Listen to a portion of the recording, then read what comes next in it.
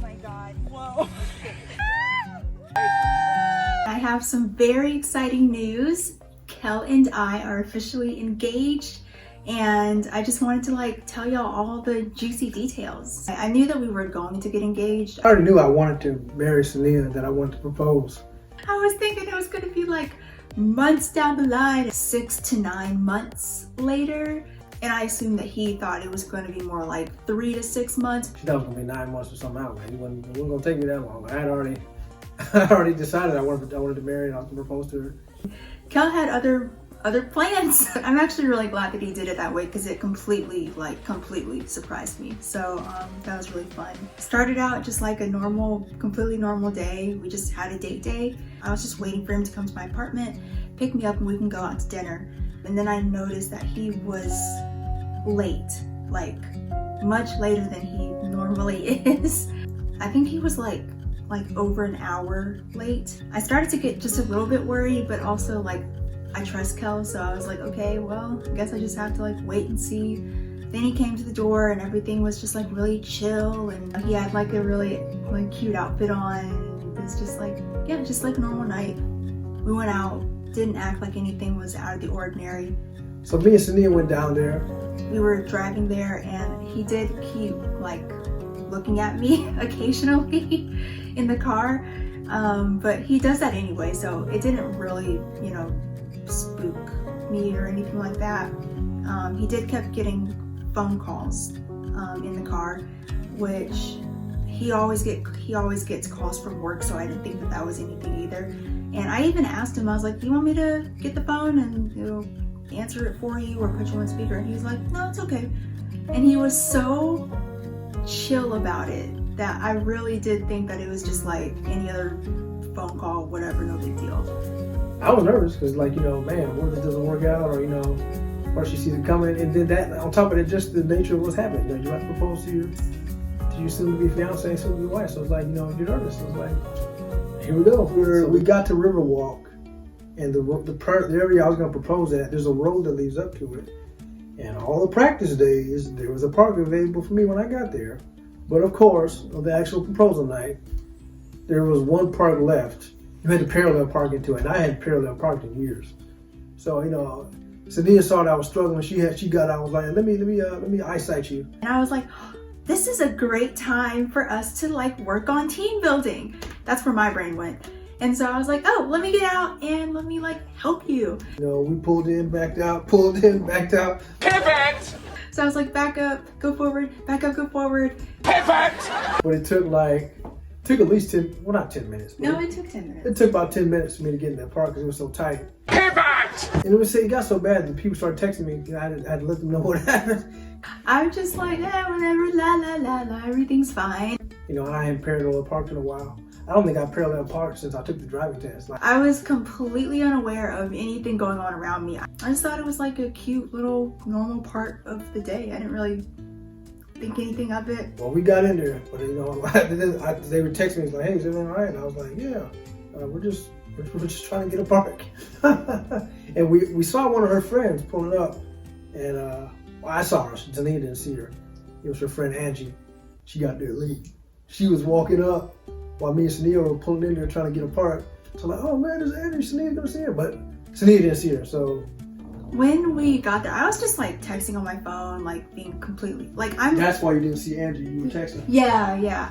She got by. She got up there to the highest spot, and we got in that park, and everything went well. We get to the Riverwalk. I forgot how beautiful it was, and I just kept saying to him over and over again, oh my God, I can't believe how gorgeous it is out here. It's really pretty.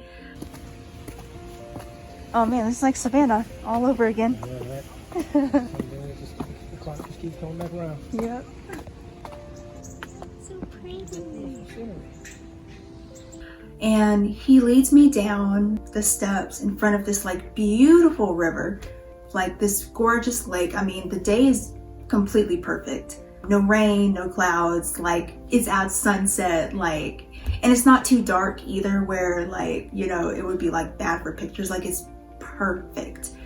I wanted it to be good. So the way I had it was, me and Sania were going to go out to the pier where you can see the water, and the audience was going to be hiding behind a corner. and I was going to give him a signal. And we were going to debating whether it was going to be like a word I said or some sort of body gesture I did.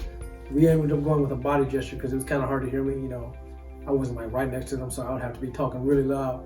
And I said blue.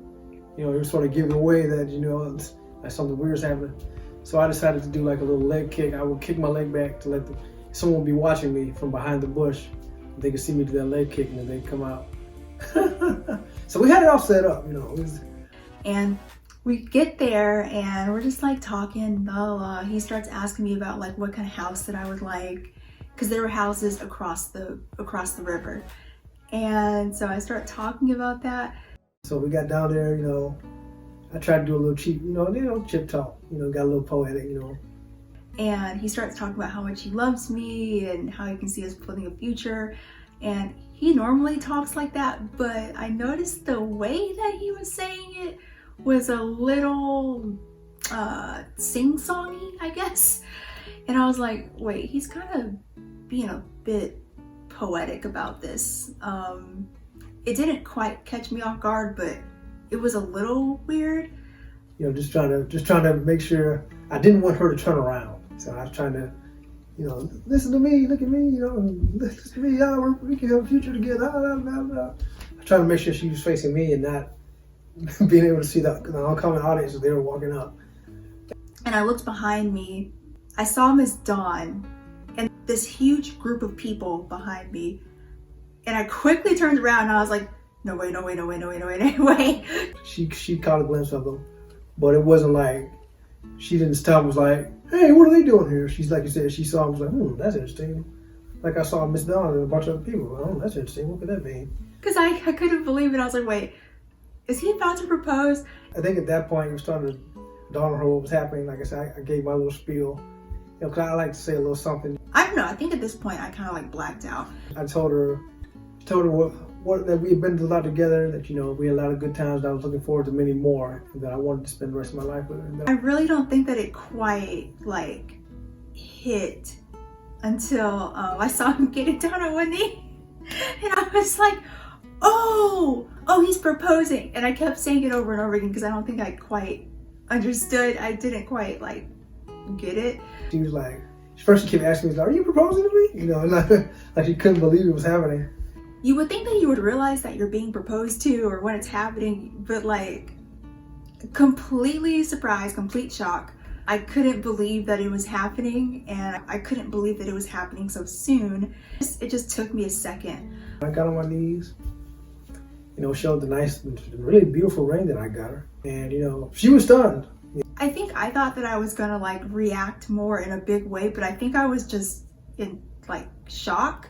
And so like, my body just froze up. And, you know, I was on my knees. You know, I was sort of stuck for a while because she was so shell-shocked by the moment that she didn't answer at first. So I was just sort of standing on my knees for a little second. I was like, oh, like, baby, help me out here. You know, he was on one knee and I was like, oh crap, I have to like answer him. Oh my God, whoa. Yes! Yes!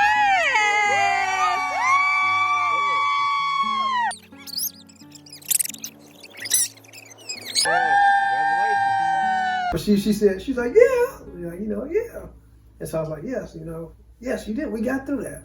You know, we're engaged. So it was exciting.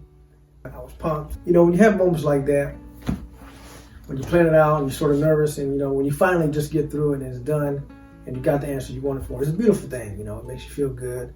You know, it's that feeling of, phew, you know, that threshold's been crossed. That bridge has been crossed. That milestone has been accomplished. It's just a good feeling. And then everyone, you know, high-fived and cheered and hugged me and hugged him. And everybody's like, surprise, you know, hey. And I'm still trying to like catch my breath when all this is happening. And so it's kind of a lot. And so I asked to like take, you know, some, you know, time to like process what just happened. When it was all over with, she was still shell-shocked from the moment. So we were planning to go to a restaurant that night. The restaurant was right down the street, so everyone else walked in there, but I told him that me and her would take a moment to let her catch her breath. We walked off on our own for a little bit. We went and sat on a bench on the riverwalk, and that's when she started crying, because, you know, she just, you know, it was a beautiful moment. She just couldn't believe it had happened, and And we get around the corner and I start like bawling, crying, like probably snot nose. She was excited, and that I had actually proposed to her and made that cross that bridge where it's like, oh, I don't want you to be my girlfriend anymore. I want to marry you and have you be my wife. So it's like, she cried, and we held each other, we had an intimate moment.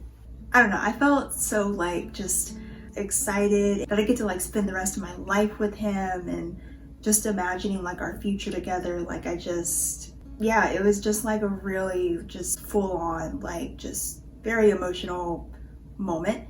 And he just let me cry, and he let me get all the feelings out, and like I really just couldn't believe it, like just thinking about how just wonderful of a person he is, and just, yeah. And then we went and we had dinner. And we went to the restaurant, and the funny thing was I didn't really have an appetite that night. I have something like that, it's like, you just not have an appetite like you would any other day, because too much had just happened. Couldn't eat anything. I was like chugging water at first. I was like shaking the whole time. Like my hands were literally like this, and like when I would drink water, it would be like that. Dawn had to give me a fan, and so it was very much felt like out of body the whole night. I don't think that it really set in for a minute. The bad thing is I ended up getting sick that night. Like, that night, the onset of certain symptoms began to kick in, and I was sick for like a week after that. So I was like, man, good thing I proposed that night, not the next night or something like that, because I would have been too sick to do it. But it was a good event.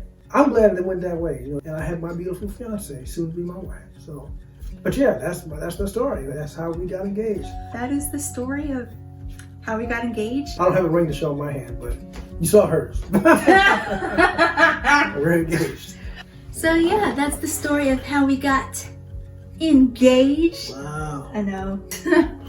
Oh my god. Hope that y'all enjoyed this video. Clearly we enjoyed making it. Alright, thank y'all for watching. Bye guys. Yay.